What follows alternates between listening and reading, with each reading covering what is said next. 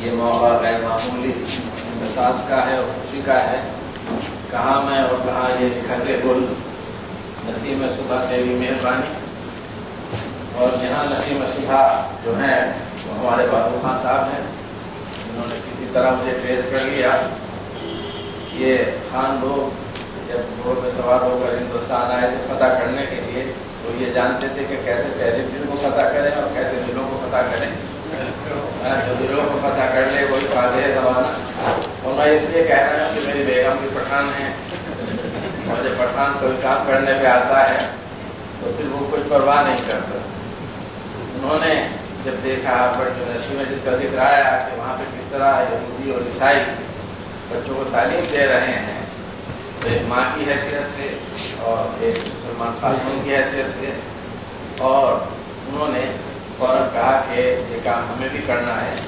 وہ کہانی تو طویل ہے، اور انشاءاللہ اگر یہی کرم فرمائی رہی بابو خان صاحب کی، تو جیسے جیسے پروجیکٹ ڈیولپ ہوگا انشاءاللہ ہر سال اس کو دیکھنے کے لیے اور اس میں جو بھی شرکت جس طرح کر سکتے ہیں کوشش کروں گا. یہ میں عام طور پہ نروس نہیں ہوتا ہوں بولنے میں، لیکن کل سے بابو خان صاحب نے اور ان کی جو ٹیم ہے اس نے بہت نروس کر رکھا ہے. جو چیزیں ہمارے دماغ میں ہیں وہ انہوں نے کر ڈالی، اور جو پلان ہے آج وقار کیا صاحب ہے وہ وقار آباد کالونی میں لے گئے. وہاں اتنی بڑی زمین جو بنجر ہے وہاں یہ علم کے موتی لگا رہے ہیں، اگا رہے ہیں. وہاں ڈسٹ بھی تھا اور آوازیں بھی تھی شور کی، کنسٹرکشن کی، لیکن مسکراتے ہوئے یہ سمجھے کہ میں بھی انہی عظیمت والے لوگوں میں سے ہوں جو ان کے ساتھ ساتھ چل سکتا ہوں. اسی زمینوں میں انہوں نے مجھے بھی دوڑایا، اور جب تک کہ ہم نے آخری حد کو نہیں چھو لیا تو وہاں سے یہ واپس نہیں ہوئے. پھر میں نے کہا 2-4 قدم اور آگے بڑھائیں تاکہ جہاں جہاں ایسے بابرکت لوگوں کے قدم جائیں وہ زمین بھی ہماری ہو جائے انشاءاللہ. تو یہ بڑا عظیم کام ہے جو یہ کر رہے ہیں، اور اس کے پیچھے جو ٹیم ہے اصل میں تو ٹیم کام کرتی ہے. لیڈر کا کام تو بتانا ہوتا ہے،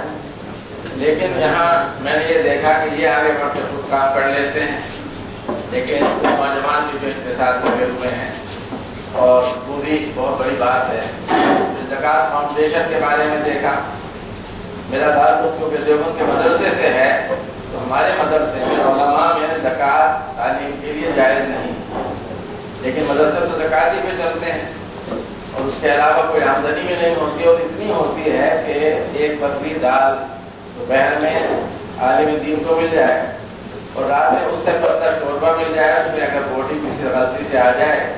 اور 2 روٹی مل جاتی ہے، اپنا برتن لے کے آتا ہے، بیچارہ اوپر بیٹھ کر کھا لیتا ہے، اور ہم اس سے توقع یہ کرتے ہیں ہمارے سارے مسائل جو ہیں زندگی کے حل کر دیں. تو یہ بات کہ زکوٰۃ جو ہے وہ حق ہے سب سے پہلے علم کا، یہ بات کیوں ہمارے فقہا کے یہاں نہیں پہنچی، لیکن اس پر اجماع ہے اب تمام فقہا کا، مکاتب فکر کا. صرف سبیل اللہ جو ایک زمانے میں جہاد یا غزوے کے لیے استعمال ہوتا تھا، سب سے بڑا سبیل اللہ یہ ہے کہ ہم تعلیم پر توجہ دیں. اور جو زکوٰۃ اس پر صرف انحصار تھا اور تو کوئی ٹیکس نہیں تھا عالم اسلام میں، وہ ہر چیز کے لیے استعمال ہوتا تھا جتنی بھی ضروریات کی کمیونٹی کی. تو ہم نے جو یہ تنگی اختیار کی ہے فکری طور پر اس معاملے میں اور بہت سے معاملات میں جس میں توسع بہت زیادہ ہے اب قاہرہ میں اور مشرق وسطیٰ کے علماء میں اور مغربی دنیا میں بھی نئی فکر ہو رہی ہے، یہ بہت بڑی چیز ہے. اور اس کا جس طرح استعمال ہو رہا ہے وہ اور اس سے بھی بڑی چیز ہے. اور پھر اس کے ساتھ دوسرا institution foundation for education and economic development, تو یہ صرف کوئی ایک آئیڈیا نہیں ہے بلکہ ایک کمپریہنسو ویژن ہے کہ کس طرح سے ہم تعمیر اور ترقی کریں. اور یہ اس شہر میں ہے جس میں اور بہت سے کام ہو رہے ہیں. اور ابھی ہم جو گئے تھے واپس آئے تو ہم نے میڈیکل کالج کو دکھا رہے ہیں، کہیں کالج دکھا رہے ہیں، اور جو بہت سی شخصیات جنہوں نے یہ کام کیے ہیں اور پھر سب سے بڑی چیز یہ ہے کہ وہ ورثہ علم کا جو آپ کو عثمان علی خان سے ملا، جنہیں میرے لیے خوش قسمتی ہے کہ آپ کی مسجد میں جمعہ پڑھنے جب ہم یہاں آئے تھے علی گڑھ کے لیے چندہ کرنے کے لیے سن 53 میں، شاید بہت سے آپ سے لوگ پیدا بھی نہیں ہوئے تھے، اور 22 میل پہ ہم جایا کرتے تھے، تو جمعہ کی نماز ہم وہاں ضرور پڑھا کرتے تھے کہ یہ آخری ہمارا تاجدار ہے، ہماری نسلیں اس کو دیکھ لیں، اور انہوں نے جو کارنامے کیے ہیں یہاں پر غیر معمولی، آپ اس کے وارث ہیں۔ مجھے جو موضوع دیا گیا ہے وہ یہ ایجوکیشنل چیلنجز اینڈ اور کیا ہے and priorities of the community, challenges and priorities of the community. اب اس میں تو میں چاہتا کہ خود خان صاحب یا علیم صاحب یا آپ حضرات تفصیل کریں، کیونکہ آپ نے تو کام کر دیا، میں تو تھیوری کی بات کروں گا، آپ نے تو پریکٹیکل کر دیے ہیں بہت سی چیزیں، اور لیکن کچھ باتیں اب جب کھڑے ہو گئے تو کہنے کے لیے کہنی ہیں۔ تو کہاں سے شروع کیا جائے؟ مہابھارت یا قاسم کیا کہتے ہیں محمد بن قاسم کا آمد، جب بعض لوگ سمجھتے ہیں کہ تاریخی وہاں سے شروع ہوئی ہے، یا موہنجوداڑو یا 1857۔ جو چیلنجز ہیں ہمارے،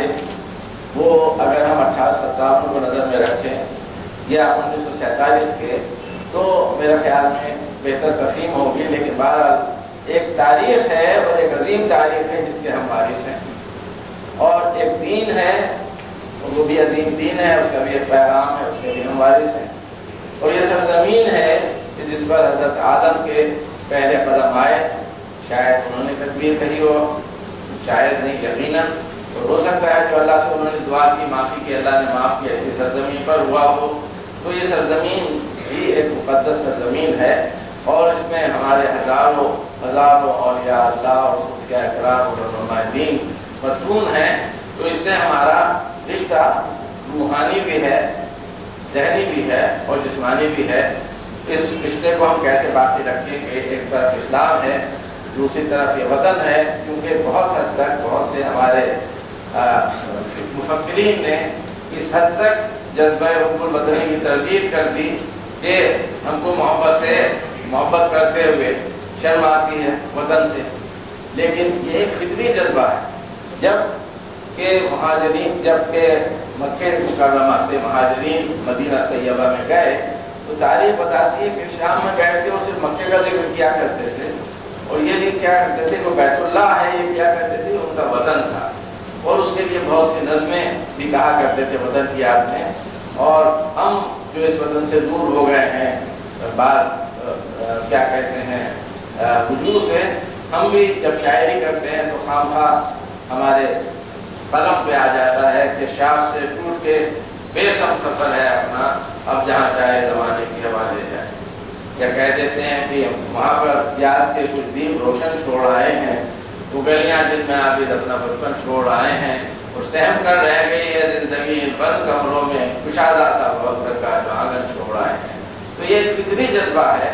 اور بہت اچھا جذبہ ہے۔ ہم جب طالب علم تھے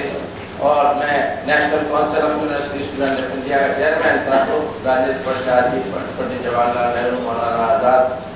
doctor Radha Krishnan vice president سے ملاقاتیں ہوتی تھیں، تو ایک ملاقات ڈاکٹر رادھا کرشنن سے تھی، انہوں نے ایک بات کہی تھی جو بڑی دل کو لگی اور بہت اچھی بات ہے۔ انہوں نے کہا رائٹ اور wrong my country is wrong,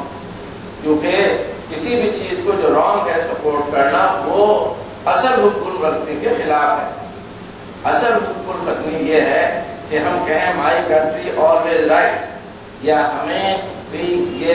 ہمارا یہ منصب ہے، ہماری یہ ذمہ داری ہے کہ ہماری قوم اور ہمارا ملک اور اس کی حکومت اور اس کی پالیسی ہمیشہ صحیح رہے، اور ایک جمہوری ملک میں جس کی بنیاد کے اس سیکولرزم پر ہے جو خدا کا انکار نہیں کرتا بلکہ یہ اقرار کرتا ہے کہ تمام مذاہب کو برابر کی آزادی ہو، جس کا ایک دستور ہے، جس نے تمام انسانوں کو جو یہاں بستے ہیں برابر کے حقوق دیے ہیں، جس کی بہت سی پالیسیز ہیں، جو بہت سی اپارچونیٹیز ہیں، چیلنجز بھی ہیں اور بہت سے چیلنجز ہیں، اس کا انکار نہیں، لیکن یہ ہمیں اس بات کے لیے چیلنج کرتا ہے کہ ہم کس طرح سے اس کی زندگی میں شریک ہوں، پارٹیسپیٹ ہوں اور اس کو رائٹ ٹریک پر رکھیں۔ یہ کام ظاہر ہے کہ ملنے کے بعد دوسرے لوگوں سے، وہ لوگ جو ہمارے ہم خیال ہیں، جو لوگ ہماری سی فکر رکھتے ہیں، تو یہ سوچنا کہ وطنیت، وطن کی محبت نہیں، وطن کی محبت جب اصولوں پر غالب آ جائے، جس کا ناظرین و فاشرین و زائرین یہ تحریک ہے، جب وطن کی یہ محبت ہو جائے کہ ہم اس سے انسان کو چھوٹا سمجھنے لگیں اور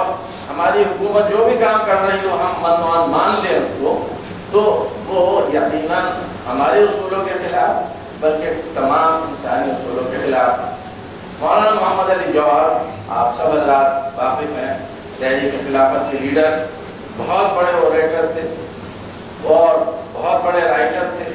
اور سنا ہے کہ ایک طرف وہ کامریڈ ان کا تھا رسالہ، دوسری طرف وہ ہمدرد تھا۔ تو ایک وقت ایڈیٹر بیٹھا یا ان کے جو تھے اسسٹنٹ اردو میں اس سے لکھاتے تھے، انگلش میں ادھر لکھوا دیتے تھے، غیر معمولی شخصیت تھے۔ انہوں نے ایک بات کہی ہم لوگوں کے بارے میں، اور بڑی فکری بات ہے اور سمجھنے کی بات ہے۔ انہوں نے کہا کہ ہم ہندوستان کے مسلمان دو دائروں میں بٹے ہوئے ہیں، ایک دائرہ ہے اسلام اور اس کا مرکز ہے یہاں، اور ایک دائرہ ہے ہندوستان اور اس کا مرکز ہے یہاں۔ تو بعض جگہ ایسا ہے کہ دونوں دائرے کراس کر جاتے ہیں تو جہاں دونوں مل جاتے ہیں، اور بعض حصے اس کے ایسے ہیں کہ جو کہ ہندوستان کے یا ہندوستان کے جو کہ خارج ہیں اور ہمارا اس سے تعلق نہیں، اور بعض حصے ایسے ہیں جس سے ہمارا تعلق ہے ہندوستان کا یا ہندو کا تعلق نہیں۔ تو یہ حقیقتاً ایک طرح کا ڈائلیما بھی ہو سکتا ہے، لیکن یہ چیلنج بھی ہے، کیونکہ جب قومیں اگر ایک ہی رنگ کی ہوں، ایک ہی نسل کی ہوں، ایک ہی زبان بولتی ہوں، تو ان میں وہ چیلنج نہیں ہوتا جہاں یہ ڈائیورسٹی ہے۔ ڈائیورسٹی جو ہے یہ انسان کو قوت دیتی ہے فکر کی، جب مشکلات ہوتی ہیں ان کے ریزولوشن کی، جب آگے بڑھنا ہوتا ہے تو ہم کیسے آگے بڑھیں اور چلیں۔ تو اس معاملے میں ہندوستان اور وہ ملک جس کی شہریت میں نے 1983 میں اختیار کی، امریکہ،